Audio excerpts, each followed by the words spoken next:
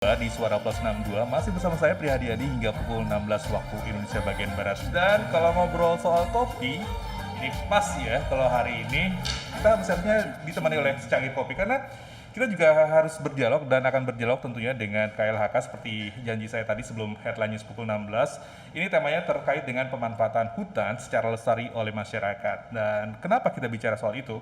Karena Kementerian Lingkungan Hidup dan Kehutanan Kemen LHK melaporkan daratan Indonesia terbagi atas lahan berhutan seluas 120 juta hektar atau 60% dari luas total daratan pada 2019.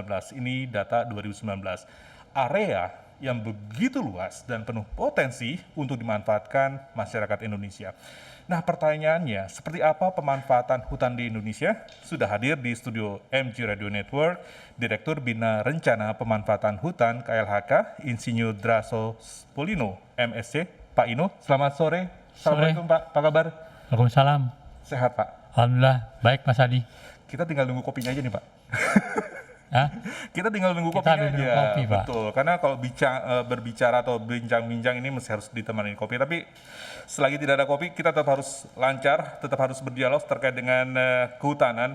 Ini kalau ditanya-tanya Pak Ino, bagaimana sih sebenarnya masyarakat umum ini dapat memanfaatkan kawasan hutan? Mengingat tadi data yang disebut bahwa ada 120 juta hektar hutan, 60% ini dari luas total daratan.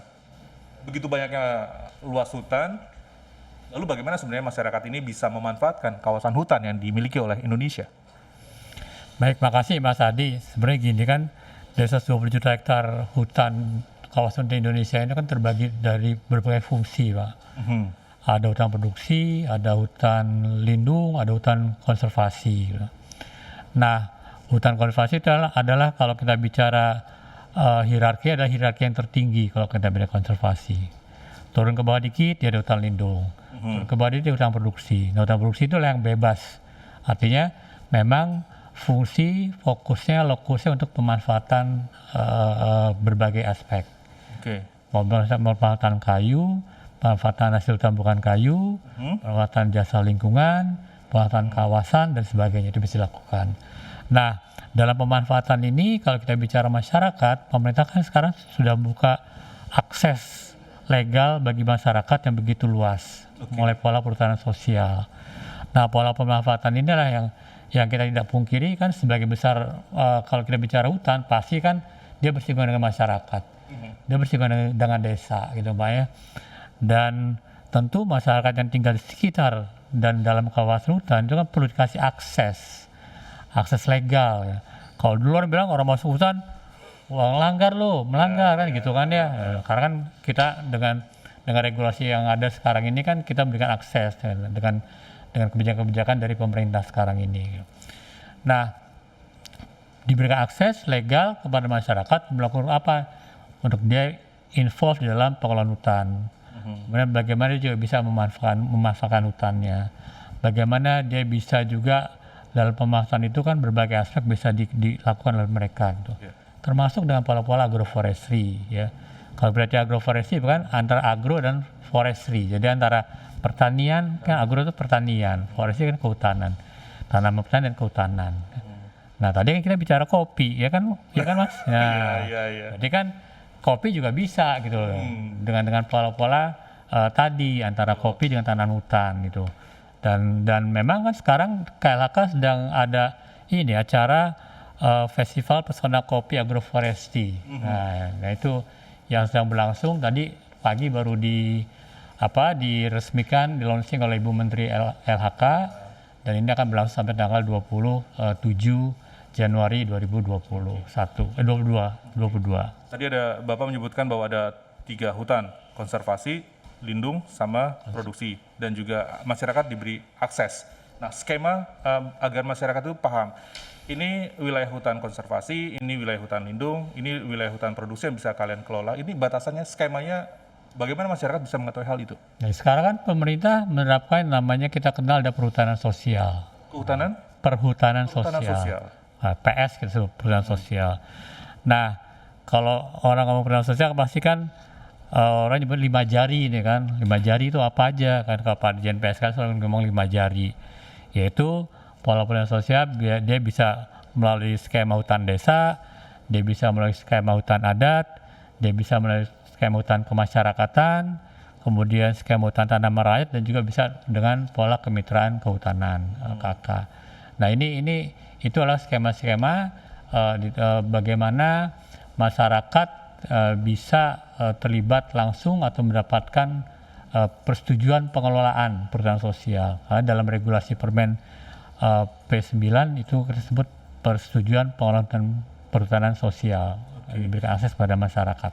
Dari 5 jari ini, mana yang lebih banyak saat ini dimanfaatkan oleh masyarakat, mana yang belum diketahui, oh ternyata ada hutan jenis ini, atau mereka mungkin belum paham dengan 5 jari ini. Bagaimana kemudian mereka bisa, biar nggak ada salah masuk ke wilayah hutan-hutan yang justru dianggapnya nanti berujung hukum seperti itu. Nah gini, jadi kan KLHK kementerian kita membuat yang namanya ada arahan Pak ya, arahan, yaitu dalam berupa peta indikatif arahan perhutanan sosial, PIAPS kita sebutnya. Nah dalam PIAPS ini kita sudah mengalokasikan kurang lebih 12,7 juta hektar hutan produksi ya, yang sampai dengan tahun 2021 ini area-area perhutanan sosial ini sudah diberikan hak akses seluas 4,7 juta hektar. 4,7 juta hektar ini yang dengan kurang lebih ada 7.243 unit SK yang sudah diberikan kepada masyarakat. Ya, itu kan dia kan berupa kelompok-kelompok kan, ada kelompok tani, kelompok A. Jadi tidak diberikan perorangan. Bisa perorangan, bisa per kelompok. Tapi kan dia akan lebih bermanfaat ke per kelompok. Karena kan kita membangun rantai ekonomi, ya kan, ekonomi, bagaimana sustainability dan juga membangun market ke depan itu kan lebih bermanfaat seperti itu. Dan ini sudah melibatkan dari 743 unit SK ini yang terlibat di dalam adalah 1.043.000 kepala keluarga. Bayangkan, 1.043.000 kepala keluarga. Itu cukup pas atau masih kurang?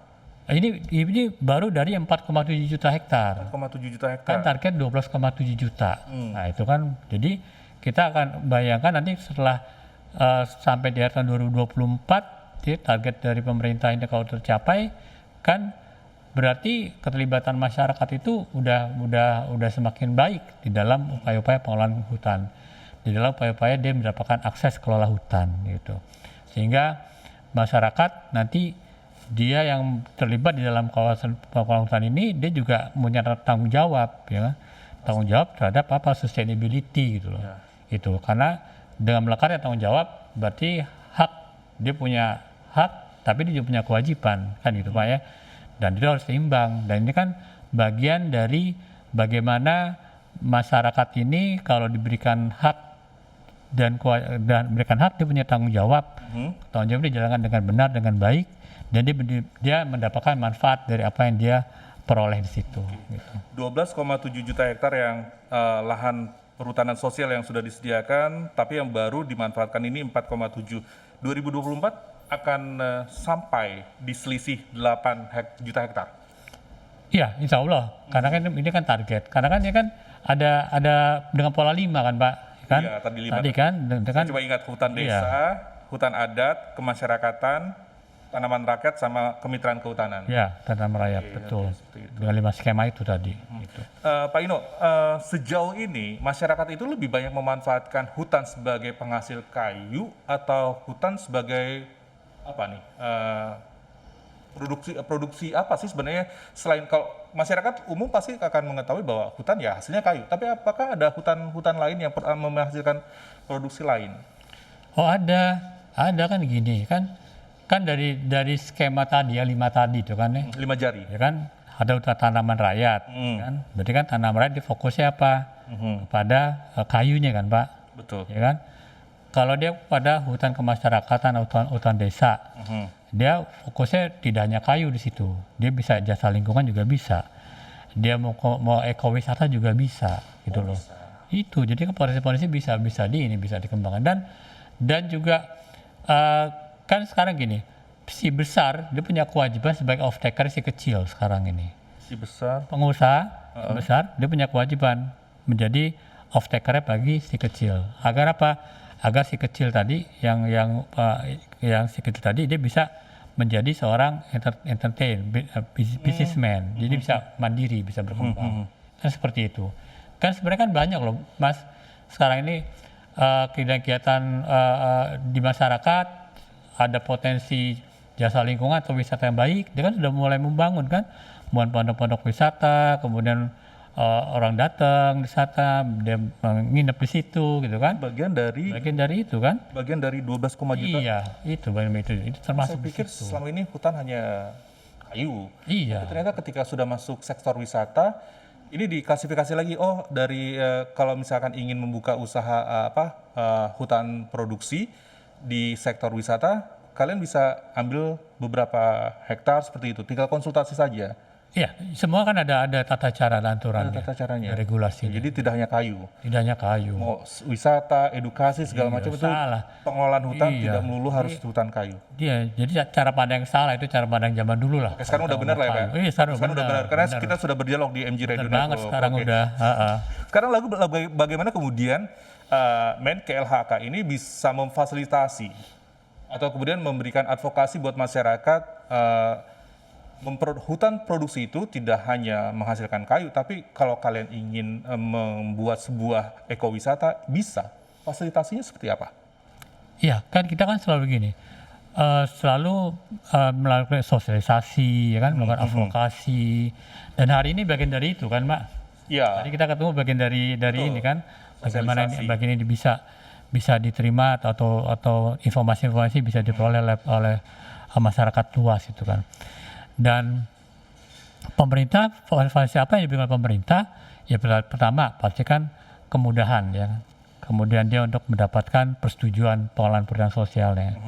Kemudian yang kedua apalagi dia diberikan pendidikan kapasitas, pengetahuan. Itu kan penting bagi masyarakat. Ini fasilitas. Iya, fasilitasi itu. Terus yang ketiga apalagi dia dipertemukan sama si orang yang nantinya bisa menjadi off takernya dia untuk bermitra. Oke. Sehingga dia kan bisa menjadi seorang mandiri nantinya dalam kedepannya. Di antaranya itu, Mas Adi. Oke. Lantas apakah juga mereka yang ingin mengelola hutan produksi itu diberi training, tidak hanya sekedar diberi lahan, tapi bagaimana pengelolaannya, manajemen pengelolaannya, seperti itu? Iya, Merupakan bagian dari fasilitas? termasuk. Jadi fasilitasi itu tidak hanya dilakukan oleh pemerintah, tidak hanya oleh dana pemerintah, tapi bisa juga dengan dana-dana hibah luar negeri.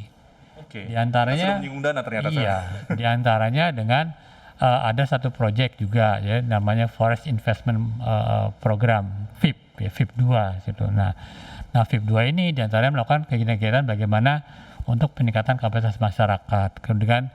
Kemudian ada juga bagaimana dia bisa membentuk kerja atau memfasilitasi para kelompok tani hutan.